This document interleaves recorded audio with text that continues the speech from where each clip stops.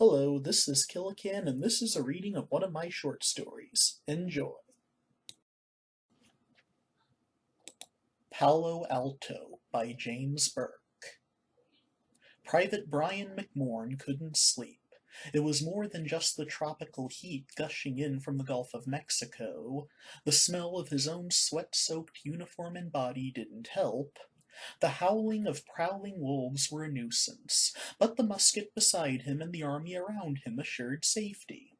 It wasn't even the clouds of mosquitoes obscuring the moon and stars as they hummed across the sky. The little monsters had already sucked enough of his blood to flood a butcher's shop. It was the war that kept Brian awake. The war everyone waited for. The war that started only a week ago, when the Mexican army crossed the Rio Grande and ambushed a patrol of American dragoons. The war that erupted the previous morning with the rumble of cannons on the southern horizon. Mexican artillery had begun to pummel the U.S. Army at Fort Texas. America and Mexico were at war. Brian ran his fingers through his dense black hair as his thoughts wandered. Why had he let those recruiters talk him into enlisting that dreary morning along the banks of the Hudson River? He knew the answer, like he did every time he asked himself. It was either join up and provide for the family, or beg for scraps on the streets of New York. The recruiters needed only promise steady feed, $7 a month, and citizenship for himself and the family. Brian was a month or two south of proper age, but the recruiters didn't bother to ask. Father only let pride be shown as his son signed the enlistment papers. Mother and his little sister Kathy wept miserably. Mother's grandfather had died a redcoat at Bunker Hill, and Napoleon had taken her father at Waterloo. Brian soothed them both with kisses and swore an oath not to die, a hollow promise. The November air had thundered, with crowds cheering the new President James K. Polk and clamoring for war with Mexico, a wish now granted. Cannons boomed in the distance as the Mexican army pounded Fort Texas mercilessly, not even allowing the garrison a night's rest. Brian knew how they felt. Anticipation barraged his consciousness, denying him sleep. He had heard heroic tales of battle throughout his childhood, but also horror stories of death and mutilation on the battlefield. But even the most gruesome death seemed mercy compared to this infernal waiting. Brian prayed in vain that the sun would rise just to get it over with. He had always been impatient. Mother often chided him for stamping his foot irritably in waiting. "The Lord loves you, Brian," she'd say, "but don't expect him to paddle the stream of time faster just for you." He clutched the rosary in his pocket and whispered the Lord's Prayer before exhaustion claimed him. Morning came in the blink of an eye. Brian's sleep had been mercifully dreamless. He had dreaded nightmares of brutal death by a Mexican lance. Thankful for his restful oblivion, Brian went looking for breakfast. Corporal Oliver Tyndale, Brian's squad leader and petulant bully, mostly ignored Brian as he paced about the huddled troops of F Company. Paddy and papist were the kindest words Brian could ever expect from the fat corporal. Thankfully, the self-righteous Protestant pastor's son was too busy stuffing his face to bombard his favorite prey with insults. Perhaps he was as nervous as all the others. Brian quietly said grace over his cornbread and bacon, then savored every bite of the meal. For all he knew, it was his last. Sergeant Richards stomped up. Richards was the model soldier, brave, strong, and loyal. He pushed his men and kept the reins tight, but also took care of them. Richards had made certain Brian was properly equipped for the march from New Orleans, and personally saw to his training.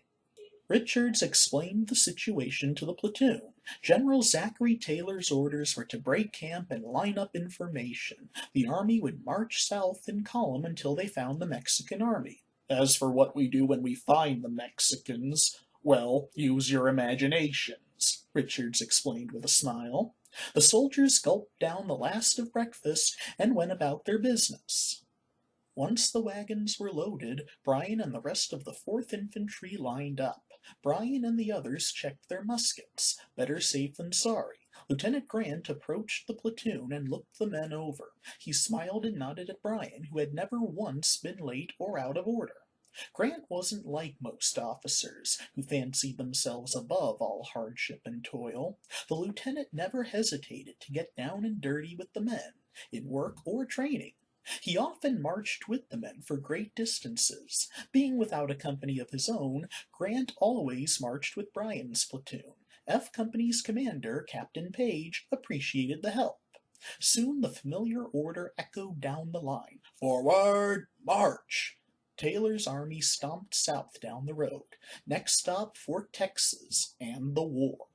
They marched for hours. Noon came and went without even a pause for lunch. The tall trees and chaparral along the road walled the formation in. The army was caged. Nowhere to go but forward. Mosquitoes hovered loudly overhead. The buzzing clouds did little to shield the men from the hammering sun. Howling off to the side reminded them mosquitoes weren't the only bloodthirsty creatures stalking the column. An occasional vulture passed overhead, giving an instant of shade.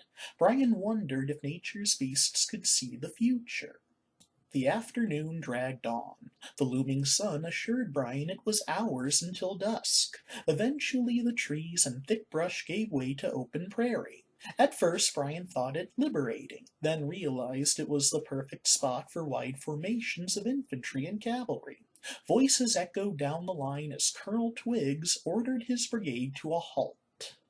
The order to form a battle line passed down to the fourth. The soldiers obeyed, stepping off the road and into shoulder-high grass. The sharp-tipped grass reminded Bryan of Mexico's infamous lancers. Lances were ancient but brutally effective. Spaniards mastered the lance centuries ago. Man's oldest weapon, and it'll turn your gut into Swiss cheese today just as easily as back in the Crusades. Sergeant Richards had snapped at Tyndale weeks ago when the fat corporal mocked the medieval weaponry.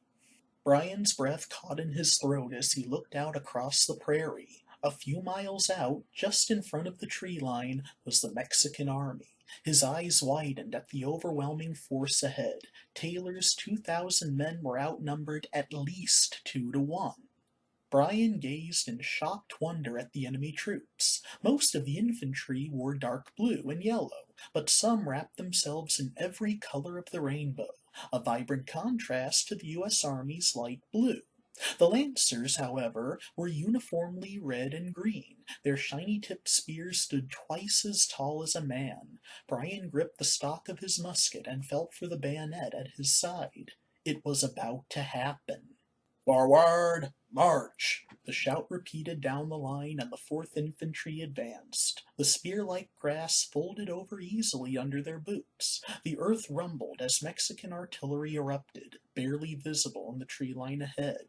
A shiver rippled through the advancing army. To Bryan's disbelief, the cannonballs slumped to the ground hundreds of yards short. Clouds of dirt sprang up in their wake as they bounced and rolled the rest of the way to their targets. Bewildered soldiers stepped aside as the metal balls rolled harmlessly through their ranks. The line paused as the soldiers grimaced and giggled in amusement at their enemy's pathetic hostility. "They're 4-pounders," Lieutenant Grant called out. "We're well out of range. The fools don't know what they're doing. Keep moving." Again and again the men sidestepped to let the bronze bowling balls roll past their intended pins. On they marched as the rolling barrage intensified. Bryan figured someone was furious his plan wasn't working, and thought wasting ammunition would fix things. "Perhaps they're trying to trip us," he laughed. Colonel Twiggs halted the brigade half a mile from the enemy. Moments later, the heavy artillery opened up to the left of the 4th, in the center of the American lines. The 18-pounders thundered with the wrath of America, peppering the Mexicans with canister and grape shot. Clusters of iron balls ripped through dozens of enemy troops. "Giant shotguns they are," Bryan gasped in awe of the carnage. Bronze balls continued rolling by, but faster. Still time to move, but it was getting difficult. Grant and Richards kept their eyes peeled and motioned the men aside. Tyndale needed to be dragged out of the way one time. The corporal gulped hard in Richards' grasp. Brian thought he heard a great fart amid the thundering howitzers. Mexican muskets blazed to life. Brian knew those guns anywhere. Brown Bess muskets, the former weapon of the British Empire. Even across the Atlantic and halfway across the continent, Britain managed to spit at him. Orders to return fire echoed and American muskets answered. As he reloaded, Brian saw Grant shake his head through the smoke. Brian understood. Muskets were for close range. Both armies were too far out. Both sides' shots flew safely overhead. The order to advance rolled down the line, and the 4th Infantry marched ever closer to the foe. The line halted within 50 yards of the enemy. Captain Page bellowed the orders, "Take aim! Fire!" Mexican troops fell by the dozen in an explosion of musketry. The fallen were quickly replaced, and the enemy replied with their own hail of hot lead. Men fell screaming around Brian as he reloaded. He tried not to hear their agonized cries, suddenly thankful for the ringing in his ears and the rumble of artillery. Richards and Grant kept the men focused as they stepped up to replace the fallen. After another volley, Brian noticed Tyndale struggling to reload. His sweaty, shaky hands could barely hold the weapon. Brian froze in horror as the corporal's head vanished. His body slumped to the ground. A cannonball. They were in range. Another went down in a burst of momentum beside him. Grant rushed to the fallen man's aid. Brian nearly dropped his musket at the sight of Captain Page, gurgling helpless and jawless on the grass. Brian's stomach heaved as he willed himself to finish reloading. He forced his breakfast back down his throat as he took aim. Grant roared with fury. "Fire at will!" His eyes ablaze with vengeance. Brian obeyed, glad to be on his side. Musket smoke belched so thick Brian could barely see the enemy. His nose built up immunity to the choking stench of gunpowder. All he could do was load and shoot. Brian lost all sense of time as the fog of war screened the sun. Several times he felt balls whistle past his ears. Load and shoot. At times Brian felt the earth rumble, too rapid to be the competing cannons, horses, American dragoons, Mexican lancers. Brian had no time to ask, and the smoke was too thick to see more than vague outlines. If lancers were charging, he'd know soon enough. Load and shoot. Flames danced through the smoke screen. "Brush fire!" Grant barked. "Get back!" Brian's eyes widened as he remembered his cartridge pouch. If the flames licked close enough, he'd be blown in half. The 4th stumbled back several paces. The dry grass went up like kindling. All gunfire ceased. Fire and smoke blinded even the artillery. Everyone waited. Soon the doctors and their assistants came to collect the wounded. The bloodied, moaning figures were carried on stretchers to the rear, where the medical tents were set up. Brian felt himself over for injury, and was relieved beyond belief to find none. He didn't dare look away from the brush fire, for fear he'd find his friends lying dead or wounded. A wave of emotion enveloped Brian as the heat of the flames consumed the last of his wits. Relief, sorrow, guilt, joy, hatred. He didn't know what he felt. He searched his memory for a Bible verse. First came the wind, but God was not in the wind. Then the rain, but God was not in the rain. Then the thunder, then the fire, then the silence. Silence took the day as the flames flickered out and the crackling ceased. The sun had nearly set when the smoke cleared. The Mexican army was gone. The grassy field littered with their dead and dying. No commands were given. The entire army crumbled to the ground with the last flash of sunlight. Soldier lay exhausted beside soldier. Separation of rank was forgotten. Looking up at the stars, Brian struggled to sleep again. The clouds of mosquitoes had cleared. No wolves howled in the dark. The only sounds were moans and groans of wounded Mexicans across the way. No one dared go to their aid for fear of a trap.